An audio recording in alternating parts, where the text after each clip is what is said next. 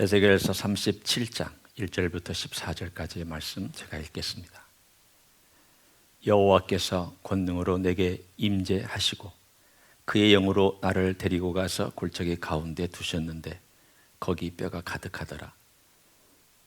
나를 그 뼈 사방으로 지나가게 하시기로 본즉 그 골짜기 지면에 뼈가 심이 많고 아주 말랐더라. 그가 내게 이르시되 인자야 이 뼈들이 능히 살 수 있겠느냐 하시기로 내가 대답하되 주 여호와여 주께서 아시나이다. 또 내게 이르시되 너는 이 모든 뼈에게 대언하여 이르기를 너희 마른 뼈들아 여호와의 말씀을 들을지어다. 주 여호와께서 이 뼈들에게 이같이 말씀하시기를 내가 생기를 너희에게 들어가게 하리니 너희가 살아나리라. 너희 위에 힘줄을 두고 살을 입히고 가죽으로 덮고 너희 속에 생기를 넣으리니 너희가 살아나리라. 또 내가 여호와인 줄 너희가 알리라 하셨다 하라. 이에 내가 명령을 따라 대언하니 대언할 때에 소리가 나고 움직이며 이 뼈 저 뼈가 들어맞아 뼈들이 서로 연결되더라. 내가 또 보니 그 뼈에 힘줄이 생기고 살이 오르며 그 위에 가죽이 덮이나 그 속에 생기는 없더라. 또 내게 이르시되 인자야 너는 생기를 향하여 대언하라. 생기에게 대언하여 이르기를 주 여호와께서 이같이 말씀하시기를 생기야 사방에서부터 와서 이 죽음을 당한 자에게 불어서 살아나게 하라 하셨다 하라. 이에 내가 그 명령대로 대언하였더니 생기가 그들에게 들어가매 그들이 곧 살아나서 일어나 서는데 극히 큰 군대더라. 또 내게 이르시되 인자야 이 뼈들은 이스라엘 온 족속이라. 그들이 이르기를 우리의 뼈들이 말랐고 우리의 소망이 없어졌으니 우리는 다 멸절되었다 하느니라. 그러므로 너는 대언하여 그들에게 이르기를 주 여호와께서 이같이 말씀하시기를 내 백성들아 내가 너희 무덤을 열고 너희로 거기에서 나오게 하고 이스라엘 땅에 들어가게 하리라. 내 백성들아 내가 너희 무덤을 열고 너희로 거기에서 나오게 한즉 너희는 내가 여호와인 줄을 알리라. 내가 또 내 영을 너희 속에 두어 너희가 살아나게 하고 내가 또 너희를 너희 고국 땅에 두리니 나 여호와가 이 일을 말하고 이른 줄을 너희가 알리라. 여호와의 말씀이니라. 아멘. 여러분 가끔 어쩌다가 꾸는 꿈이지만 끔찍한 꿈들 꾸곤 하죠. 어떤 때는 낭떠러져서 막 툭 떨어지는 그런 꿈을 꾸기도 합니다. 또 어떨 때는 막 허우적거리다가 뭐 이렇게 수렁에 빠졌는데 허우적거리다가 식은땀을 쭉 흘리고 눈이 이렇게 뜬 다음에 아이고 내가 꿈속에서 이렇게 헤매었구나 하는 그런 때도 있습니다. 자주 일어나는 일은 아니지만 사람이 피곤하거나 또 심리적으로 눌리거나 때로는 자기도 모르는 어떤 상황이 벌어지고 있기 때문에 그 육체가 그것을 감지해서 그런 꿈을 꿀 수도 있습니다. 저는 아직 이렇게 해골이 많은 골짜기의 꿈을 꾼 적은 없습니다. 여러분은 어떠신지 모르겠어요. 그런데 오늘 이것은 꿈이 아닙니다. 그냥 자기가 어떤 영화에서 본 어떤 장면이 떠오른 것도 아니고 그렇다고 자기 육체가 막 스트레스를 받아가지고 그것 때문에 눌려서 꾸는 그런 꿈도 아닙니다. 가위가 눌려서 꾸는 꿈도 아닙니다. 오늘 분명히 37장에 말씀하기를 권능으로 내게 임하시는데 그 영이 나를 데리고 갔다라고 분명히 말씀하고 있습니다. 그렇다면 이 구절은 이게 환상이구나. 꿈이 아니라 환상이구나. 왜냐하면 꿈은 그 자리에서 꾸는 거지만 환상은 보통은 자기 영혼이 빠져나오든지 혹은 어떤 새로운 세계로 하나님께서 이끌고 가시든지 가서 거기에서 일어나는 일을 보여주시는 그것을 우리는 환상이라고 얘기를 합니다. 그러나 오늘 이 환상은 참 특이한 특징이 있습니다. 어떤 특징이 있냐면 약간 상징적인 의미가 있는 환상이었습니다. 하나님께서 새로운 세계를 열어주셨고 인간이 알 수 없는 비밀스러운 장면을 열어주셨습니다. 그런데 이 비밀스러운 장면이 도대체 무슨 뜻일까? 도대체 뭘 의미하고 있을까라고 생각해 보면 오늘 본문에 나와 있는 설명이 뒤에 가서 정확하게 나타나 있습니다. 그러나 오늘 이 본문의 말씀을 제가 함께 간단하게 먼저 나누길 원합니다. 뼈들만 가득 있는 골짜기에 하나님께서 너 이리 왔다 저리 갔다 해봐라. 그래서 아마도 그가 어떤 상태인지는 모르지만, 영의 상태인지 어떤 상태인지 모르지만 뼈들이 가득 차 있는 골짜기에 오늘 본문에 있는 것처럼 지나갔다고 되어 있습니다. 그런데 그 뼈들이 얼마나 많은지 힘이 많고 2절에 보면 아주 말랐다라고 표현되어 있습니다. 하나님께서 에스겔에게 너 눈으로 봐라. 직접 네가 목격해라. 이 뼈들이 얼마나 많은지, 그리고 얼마나 말랐는지 너 눈으로 직접 봐라.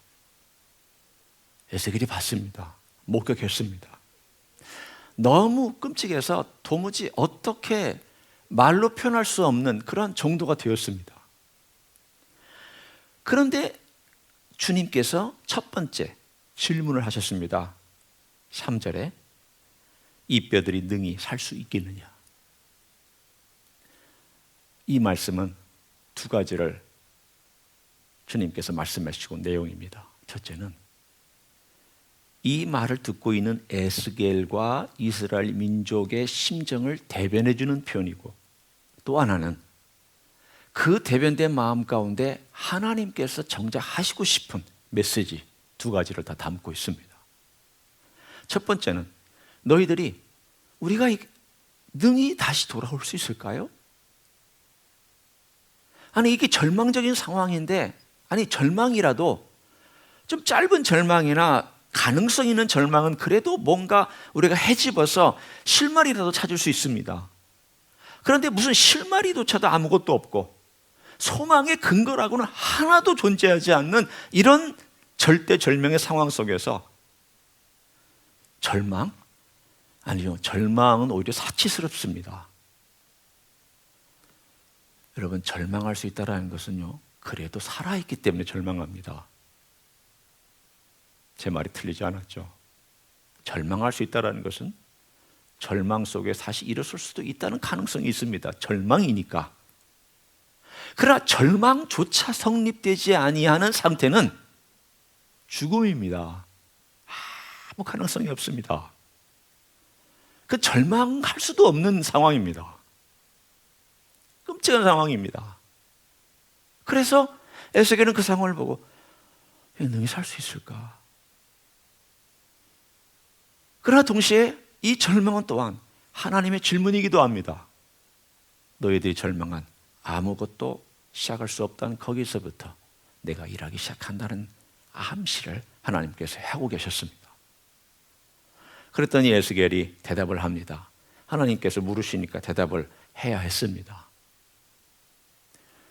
살아날 수 있습니다. 이렇게 얘기를 하면 참 좋겠는데 에스겔의 마음속에 그런 자신감은 없었습니다. 그래서 오늘 본문에 에스겔이 대답한 내용을 들어보십시오. 3절 마지막에 보면 내가 대답하되 주 여호와여 주께서 아시나이다. 신약에 보면은 주님 아시나이다 그런 대답을 했더라면 그래도 너는 믿음이 조금이라도 있구나 이렇게 대답을 주님께서 해주셨을 겁니다. 그러나 이것은 적극적인 대답도 아닙니다. 한편으로는 절망적인 대답도 아니지만 적극적인 대답도 아닌 하나님 아십니다. 제가 볼 때는 불가능할 것 같지만 하나님 아십니다. 그랬더니 하나님께서 두 번째로 말씀하셨습니다. 에스겔아, 네가 대언해라. 네가 대언할 말을 내가 그대로 너에게 전해주겠다. 그 대언할 말은 이것이었습니다. 이 마른 뼈 위에 내가 명령하는 모든 명령을 그대로 전해라. 뼈들에게 전해라. 뼈들이 듣도록 전해라. 그것은 뼈들아 붙어라. 근육이 생겨라. 살이 오르라. 가죽이 입혀져라. 그리고 생기가 들어가라. 그 단계였습니다. 그래서 에스겔이 뼈들을 향하여서 생기가 들어갈 때까지 이야기를 했더니 간단하게 얘기하면 두 단계로 이 사건이 진행이 되었습니다. 한 단계는 뼈들이 뚝뚝뚝뚝뚝 소리가 났다고 되어 있습니다. 오늘 본문에 분명히 뭐라고 되어 있는지 7절을 보십시오. 이에 내가 명령을 따라 태어나니 태어날 때에 소리가 나고 움직이며 이 뼈 저 뼈가 들어맞아 뼈들이 서로 연결되어더라. 영어 성경에는 뭐라고 되어 있는지 그것을 소리를 noise라고 되어 있습니다. noise. 시끄러웠다는 뜻입니다. 뼈들이 맞춰지는 것이 상당히 시끄러워요. 툭툭 저기저기 흩어져 있는 뼈들이 툭툭툭툭 소리가 나니까 신기하죠. 무슨 장난감 병정들이 맞춰지는 것 같고 레고가 맞춰지는 것 같은 그런 신기한 현상이 일어났습니다.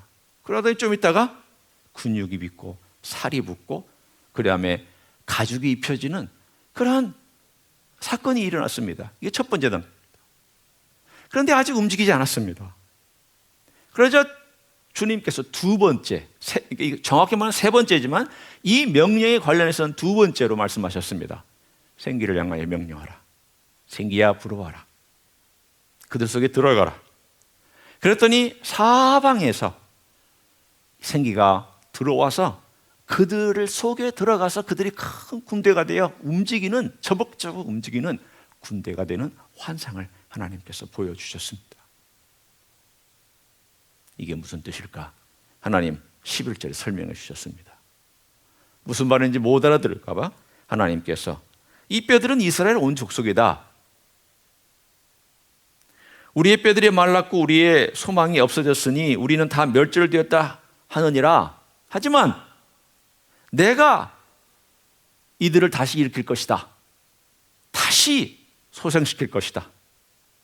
내가 무덤에서부터 그 뼈들을 끄집어 낼 것이다.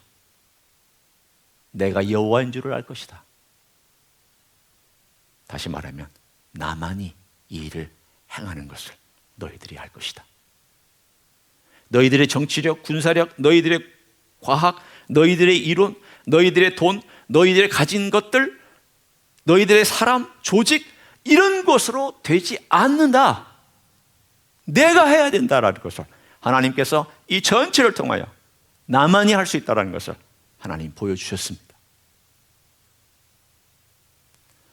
오늘 여기 나와 있는 이 모든 이야기의 가장 중요한 핵심은 하나님 그분이 친히 행하시는 사건이 일어나고 있음과 앞으로 일어날 것과 그리고 과거에도 일어났고 과거, 현재, 미래에 계속해서 일어나고 있음을 우리들에게 보여주고 있습니다. 그러면 오늘 여기 나와 있는 이 이스라엘 족속에 관련된 이 예언은 도대체 역사적으로 언제 이루어졌으며 혹은 앞으로 이루어질 것인가? 그리고 그것은 도대체 이 현상이 일어나고 있는 이들은 이스라엘 족속이라고 했으면 우리하고는 무슨 상관이 있는가? 이러한 메시지를 우리가 함께 정리해 보기를 원합니다. 이 사건은 그들이 바벨론 땅에서부터 돌아왔던 70년이 끝나고 돌아왔던 사건이 전부가 아닙니다. 역사는 그걸 증명합니다. 부분적으로는 이루어졌습니다. 부분적으로는 돌아왔고 부분적으로는 그들이 그 땅에 돌아와서 성전도 재건했고 부분적으로는 공동체를 이루었고 부분적으로는 했지만 오늘 여기 나와 있는 것처럼 무덤에서 나와서 이스라엘 전 족속이 일어나며 놀라운 생명의 역사를 경험한 것 같은 일은 역사적으로 일어난 적이 없습니다. 없습니다. 그 이야기는 계속해서 36장 전에도 37장 후에도 계속해서 나옵니다. 아, 이 현상은 아직까지 일어난 적이 없구나. 이건 두 단계로 이루어지고 있는 것을 볼 수 있습니다. 첫 때는 뼈가 맞춰지고 근육이 붙고 살이 붙고 가죽이 생겨서 뭔가 틀이 잡혀 있는 모습을 보여줍니다. 그것이 바로 우리가 현재 보고 있는 이스라엘의 현재의 모습이라고 저는 생각합니다. 1948년부터 2022년까지 약 한 40만에서 50만밖에 되지 않는 이스라엘의 인구가 맥시멈 잡아서 지금 현재 1000만에 가까운 인구로 쭉 성장을 했습니다. 아직도 계속해서 이스라엘로 하나님께서 그 백성을 모으셔서 인구가 계속 늘어나고 있습니다. 이스라엘 사람들의 귀환입니다. 그래서 마치 뼈가 붙는 것 같고 근육이 붙는 것 같고 살이 붙는 것 같고 가죽이 생긴 것 같은 그러한 일입니다. 그러나 아직 생기는 없습니다. 어느 때 생기가 생길 건가? 우리 주님께서 이 땅에 다시 오실 때, 그때 그들 안에 성령의 바람이 들어가서 생기가 들어가서 우리 주 예수 그리스도를 구주로 고백하는 놀라운 사건이 있을 것입니다. 그때가 돼야 진짜 생기가 불어와서 그들을 변화시키는 거대한 회개와 거대한 고백과 거대한 하나님의 나라를 향한 그들의 열망과 눈물이 있을 것입니다. 고통을 통과하면서 그들은 자기가 찔렀던 예수 그리스도를 바라보게 될 것입니다. 그때가 되면 우리 하나님의 놀라운 계획이 완성됩니다. 유대인들이 거부했던 그 자리를 이방인들이 다 들어와서 채웠는데 알고 봤더니 그 빈자리에 우리가 채운 것이 아니라 하나님께서 자리를 원래 늘려놓고 있었습니다. 하나님은 이방인을 향한 자리를 원래 마련해놓고 그 자리에 물꼬를 어떻게 트셨는가 하면 유대인들의 거부라고 하는 그 물꼬를 하나님께서는 이용하셔서 이방인의 거대한 자리를 채우시고 그리고 나서 맨 마지막 역사의 마지막에 가서 유대인까지도 거기에 포함시키면서 하나님은 처음에 유대인으로 시작했던 그 역사를 유대인으로 마감하고 그 가운데에 이방인들을 집어넣어서 모든 인류를 향한 하나님의 계획을 완성할 일을 오늘 우리들에게 단편적으로 37장에서 보여주고 있습니다. 하나님이 하신 일입니다. 이 일이 얼마나 감격스러웠던지 사도 바울은 하나님의 그 신묘막측함이요, 그 하나님의 지혜의 풍요로움이요, 어찌 인간이 상상할 수 있겠느냐고. 로마서 11장 마지막에 그는 찬양으로 그 이야기를 끝냅니다. 와, 이거 하나님만이 하신다. 와, 이건 하나님만이 행하신 일이다. 우리 민족을 버리지 않았구나. 우리 이스라엘을 하나님은 불쌍히 여기셔서 끝내 구원시키려고 지금의 배반과 지금의 반역과 지금의 거절과 지금의 완강한 마음과 완악한 마음을 그때가 되면 하나님께서 바꿔주시겠구나. 사도 바울은 소망 가운데 찬양하고 노래하여 그 놀라운 이야기를 37장의 이야기나 로마서 11장의 이야기나 우리들은 들을 수 있습니다. 자, 이제 이 37장은 거대한 하나님의 스펙타클한 대서사시라고 우리가 볼 수 있지만 나에게는 무슨 의미가 있습니까? 저 개인에게는 어떻게 이것을 적용할 수 있습니까? 저는 세 가지를 함께 적용하기를 원합니다.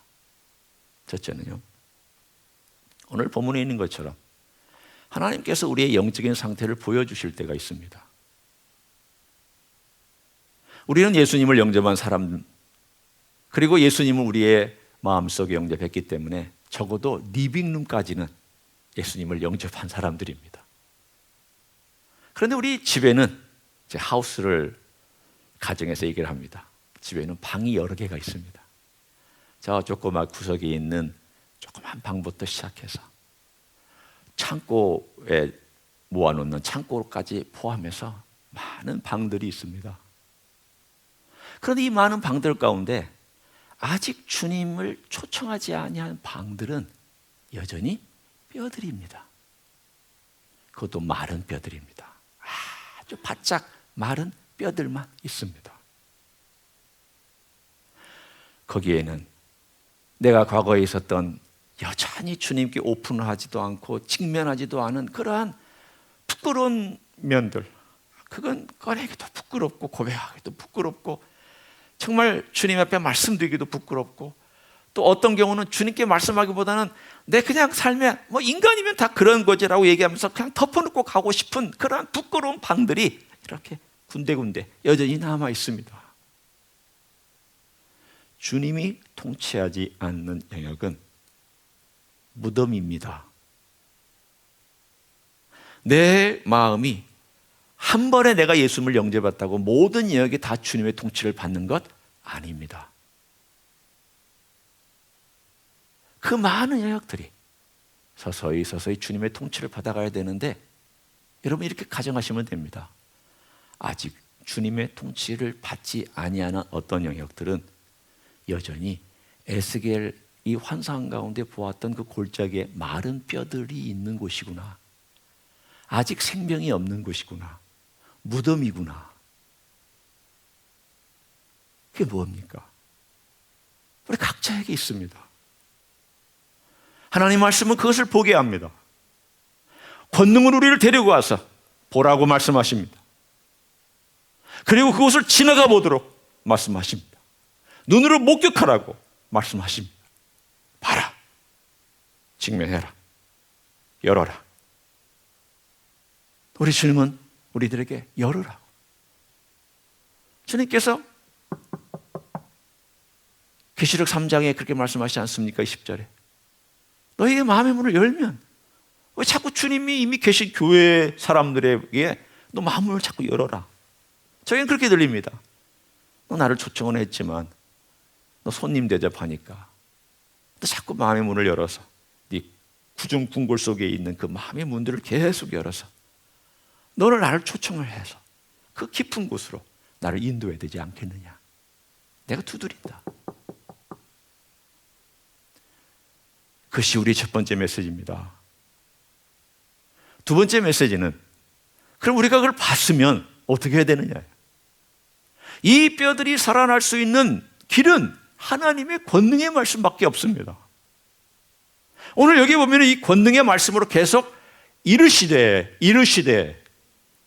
그리고 에스겔은 대언하되라고 말씀합니다. 아니, 뼈들에게 말한다는 게 이게 말이 되는 일입니까? 말이 됩니까? 아니, 듣는 사람에게 말을 해야지, 귀가 있는 사람에게 말을 해야지. 아니, 뼈에 대해서 일어나라, 이게 말이 되는 이야기입니까? 그건 내 말이 아니기 때문에 말이 됩니다. 내 말은 안 됩니다. 제가 무슨 능력이 있다고 뼈들을 일으킵니까?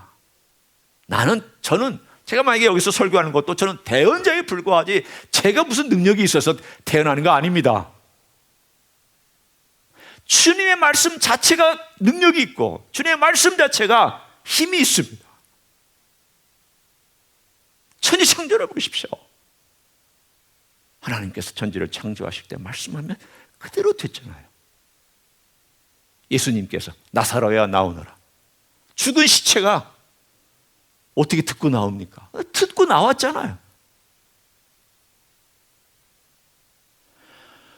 못 듣는 것이 들을 수 있고 불가능한 것이 가능해지고, 이런 마른 뼈들이 생명을 이루는 그 생명의 말씀이 선포돼서 딱 하고 접촉되어야 그때야 새로운 일들이 일어나기 시작합니다.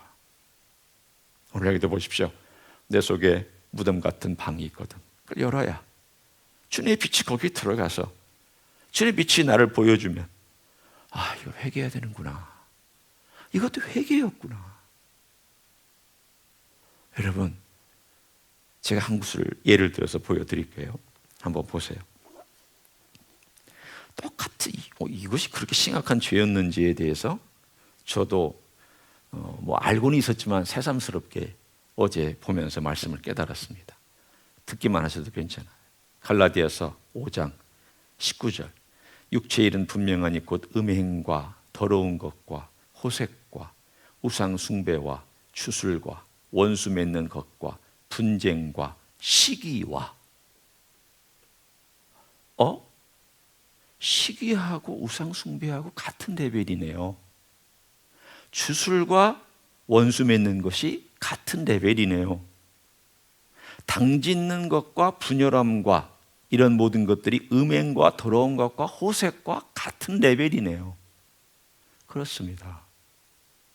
우리는 음행은 아주 나쁜 죄악, 우상숭배는 아주 저주받을 죄악 그렇게 여기지만 원수 맺는 것이나 당짓는 것이나 시기는 뭐 인간이 살면 그럴 수도 있지. 아니 시기하지 않는 사람은 어디 있느냐. 그렇게 얘기를 합니다. 그런데 성경은 그렇게 얘기하지 않습니다. 너 시기하지 말라. 남이 가진 것 때문에 그거 시기하고 당신은 이렇게 사니까 그렇지 나는 그렇게 못 살지. 이런 시기하는 그러한 마음이 원수 맺는 것이나 우상숭배나 음행하는 일이라고 같은 레벨에서 하나님 나라를 유업으로 받을 수 없다라고 명확하게 말씀하고 있습니다. 자, 내 안에 시기라고 하는 방이 있다고 쳐보죠. 이게 닫혀 있다가 시기할 때가 되면 이게 열려가지고 무덤의 기운이 쑥 나와서 나를 지배합니다. 그리고는 또 시간이 지나가면 또 닫힙니다. 여전히 주님의 통치가 이루어지지 않은 이 시기라는 방이 한번 있다고 가정해 보십시오. 그럼 이걸 열어서 주의 빛이 들어가서 주의 말씀이 그 뼈다귀와 같은 그 방에 그 뼈다귀하고 만나도록 해야 새로운 일이 나타나기 시작합니다. 주의 말씀은 내게 회개하게 하죠. 주의 말씀은 내게 감동을 줍니다. 주의 말씀은 내게 소망도 줘요. 에레미야 29장 11절은 분명히 말씀합니다. 너희를 향한 내 생각을 내가 안 하니 평안이요 재앙이 아니니라. 하나님 우리에게 재앙을 주시려고 하는 건 아닙니다. 말씀을 주실 때에는 우리들을 평안하게 만들어 주시려고, 우리들에게 복을 주시려고, 깨달음을 주시고 또 알게 하시고 내가 뼈다귀가 있구나, 딱딱하구나, 이 부분은 생명이 없구나, 이 부분은 주님의 통치가 이루어지지 않구나라고 하는 것을 알게 하신 것은 우리에게 평안의 길로 인도하시려는 주님의 선한 뜻이 있다는 것을 주님이 확고하게 말씀하셨습니다. 사람들이 안 믿으니까 주님이 이렇게 강조하신 거예요. 내 생각을 내가 한다. 네가 하는 게 아니라 내가 한다. 내가 너한테 재앙 주려는 거 아니다. 나는 평안과 축복과 좋은 것과 미래와 소망과 장래를 주려는 것이다. 그러니 너는 내 말을 대하여 좀 믿고 따라오면 안 되겠네요. 너의 삶을 열어젖히고 그 말씀이 그 안에 들어가도록 네가 수용하면 안 되겠느냐. 말씀은 그런 능력이 있습니다. 주님의 말씀은 그런 능력이 있습니다. 세 번째, 말씀이 우리에게 감동을 주고 말씀이 우리에게 회개도 하게 하고 말씀이 우리의 삶 가운데 소망을 줍니다. 그러나 근본적으로 나를 바꿔주는 능력은 말씀에 있는 것이 아니라 성령의 능력이 있습니다. 오늘 본문에 생기라는 단어가 등장합니다. 여러 번 나옵니다. 여러분이 한번 이렇게 생기라는 낱말에 이렇게 동그라미를 쳐보면 굉장히 많이 나오는구나. 이 단어는 루악이라는 히브리어 단어입니다. 원래 뜻은 바람이라는 뜻이고요, 숨이라는 뜻이고 생기라는 뜻이기도 하고 어떤 때는 영 혹은 성령에 대해서 쓰기도 합니다. 그러니까 성령께서 부르시는 바람 같은 어떤 성령이 주시는 어떤 결과물이 생기고 바람입니다. 그러니까 성령님을 지칭할 때는 그 원인을 얘기하고 바람이나 혹은 생기를 의미할 때는 결과를 의미합니다. 그러니까 성령께서 바람을 일으킬 때 그 바람 자체를 이 생기라고 얘기도 하고 그 영 자체를 이 영으로 혹은 루악이라는 단어를 쓰기도 합니다. 보십시오. 똑같은 단어가 14절을 한번 보시면 그렇게 쓰여져 있는 걸 볼 수 있어요. 내가 또 내 영을, 여기서는 영이라고 썼죠. 생기라는 단어입니다. 결국은 하나님께서 생명의 역사, 내가 어떻게 변화되어야 되느냐? 여러분, 말씀만 가지고는 변화 안 됩니다. 내가 성경 말씀을 많이 읽으면 변화될 거라고 기대하지 마십시오. 감동은 줍니다. 깨달음은 줍니다. 소망도 얻지만 그러나 내 삶에 무덤 같은 내 삶 가운데서 이것이 이제 생명과 놀라운 소망과 다른 사람을 세워주는 그러한 놀라운 변화의 삶을 위하여서 절대적으로 필요하고 절대적으로 계셔야 될 분이 누구냐? 성령님입니다. 그분 외에는 변화를 가져오지 못합니다.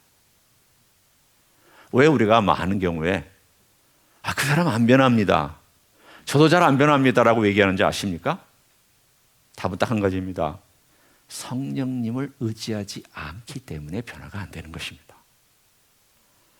말씀을 많이 외우고 많이 배우고 많은 것들을 아는 것 같고 지식도 많은데 삶은 똑같아요.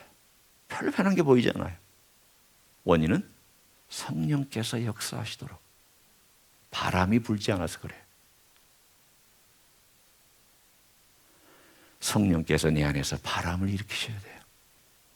그 방으로 들어가서 그 방의 분위기를 바꿔놔야 되고, 내가 예를 들어서 시기하고 있었던 방을 예를 들었으니까 그 방이 문제가 되어서 잘못됐구나 회개한 다음이 중요한 거예요. 회개도 중요하지만 회개한 다음 그 방에 성령께서 움직이시도록, 성령님 이걸 바꿔달라고, 성령님 이걸 변화시켜달라고, 성령님 새롭게 해달라고, 거기까지 가야 바뀌기 시작합니다. 오늘 우리에게 소망을 주시잖아요. 말씀도 주시고 보여주시기도 하고 말씀도 주시고 성령님께서 변화시켜 주신다는 것이 우리에게는 다 이루어지고 있잖아요. 이스라엘에게는 앞으로 이루어질 일이에요. 그런데 우리는 지금 그걸 경험하고 있잖아요. 얼마나 좋아요. 얼마나 멋진 일이에요. 다 하나님이 하시는 일이에요. 다 주님이 하시는 일이고 다 성령님이 하시는 일이에요. 나는 자꾸 열고 맡기고 부탁하고 그리고 직면하고 부끄럽지만 인정하고 죄송하지만 고개 숙이고 그리고 창피하지만 주님께 간절히 구하면 주께서 오늘 본문에 이 세 가지 우리의 마른 뼈와 같은 영역들과 말씀으로 인한 하나님의 놀라운 도전과 성령의 변화하시는 생기 있는 역사가 우리의 삶 가운데 멋지게 일어날 걸 믿습니다. 그런 놀라운 삶을 살아가는 여러분 되시기를 예수님의 이름으로 간절히 축원합니다. 기도하겠습니다.